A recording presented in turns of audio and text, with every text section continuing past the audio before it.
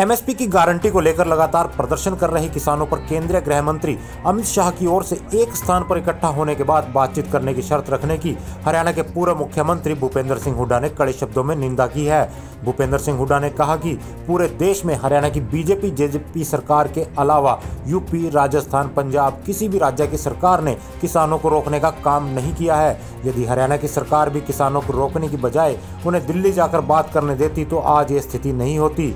हुड्डा ने कहा कि किसान संगठनों के साथ पहले हुई मीटिंग में केंद्रीय कृषि मंत्री अपना विश्वास खत्म कर चुके हैं, इसलिए अब उन्हें 3 तारीख का इंतजार करने की बजाय किसानों को विश्वास दिलाकर खुद बुलाकर उनसे आज ही बातचीत कर मामले का हल निकालना चाहिए। मैं केंद्र सरकार से भी अपील करता हूँ, बल्कि हरियाणा के मुख्यमंत्री कहता हूँ, you should talk to Amit Shah ji और प्रधानमंत्री से बात करें, जिसकी भी जिम्मेवार है इसका समाधान करें। 3 तारीख तक नहीं इंतजार करनी चाहिए, आज ही तुरंत उनको बुलाकर इसका समाधान निकालना चाहिए और ये फैसला किसान के हित में रखना चाहिए। जो अमेंड करना हो, वापस लेना हो, चौथा कानून लेना हो, ये किसानों से बात करके उसका रास्ता निकालना चाहिए। एक सवाल के जवाब में हुड्डा ने कहा कि कांग्रेस या फिर वे किसानों को उकसाने की बजाय उनकी मांगों का समर्थन कर रहे हैं, जो कि वे नए कृषि अध्यादेश आने के बाद पहले दिन से ही कर रहे हैं। हुड्डा ने कहा कि 2006 में उन्होंने भी कॉन्ट्रैक्ट एक्ट बनाया था जिसमें एमएसपी की गारंटी थी। अब भी किसान केवल अपनी फसल की एमएसपी की गारंटी के अलावा कुछ नहीं मांग रहा है, इसलिए सरकार को बिना किसी शर्त के बुलाकर किसानों से उनके हक में बात करनी चाहिए। हुड्डा ने साफ तौर पर कहा कि यदि सरकार अब भी किसानों के हित की बात नहीं करती तो उन्हें एक बड़े आंदोलन के लिए तैयार रहना चाहिए। जैसे हमने किया था कॉन्ट्रैक्टेड फार्मिंग, हरियाणा हमने शुरू किया था 2006 में। हमने एपीएमसी में रूल 6 बना दिया था कि कोई भी कॉन्ट्रैक्ट जो होगा स्पॉन्सर्ड कॉन्ट्रैक्ट का और कॉन्ट्रैक्ट फार्मिंग, उनके बीच में समझौता जो भी होगा एमएसपी से कम नहीं होगा। और उसके लिए हमने श्योरिटी के लिए, बैंक गारंटी के लिए प्रावधान छोड़ा था। अब इन्होंने ऐसा कोई प्रावधान नहीं किया, ना गारंटी दी एमएसपी की।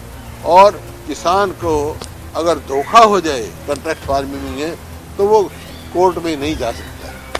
तीसरा जो इन्होंने किया है वो होल्डिंग की लिमिट, खास तौर पे जो आलू और प्याज जो गरीब आदमी का खाना है उसकी होल्डिंग की लिमिट ख़त्म कर दी। उससे क्या होगा? उससे ये होगा कि किसान का जब फसल आएगी, आलू आएगा या प्याज आएगा, जब वो सस्ता बिकेगा। और जब होल्डिंग, क्योंकि बड़े बड़े कॉरपोरेटर्स और धन्नाड ये बड़े बड़े गोडाउन बना के होल्डिंग कर लेंगे, तो जैसे सप्लाई और डिमांड बढ़ेगी तो उनकी कीमत बढ़ती जाएगी। और सरकार अगर इसका रास्ता नहीं निकालती है तो मैं अपने किसान भाइयों से ये संदेश देना चाहता हूं कि वो बड़े आंदोलन के लिए तैयार रहें।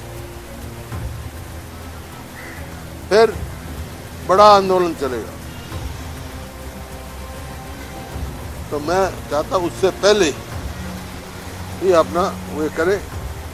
किसानों के आंदोलन और केंद्र सरकार के अड़ियल रवैये से फिलहाल ये तो साफ हो गया है कि एक और जहां सरकार अपने फैसले से पीछे नहीं हटने वाली, वहीं किसान भी इस बार किसी भी सूरत में पीछे हटते नहीं दिखाई दे रहे।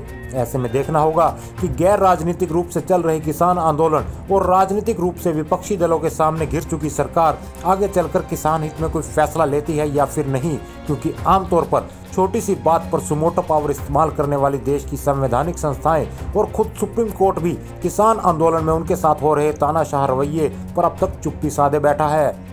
हल्ला बोल हरियाणा।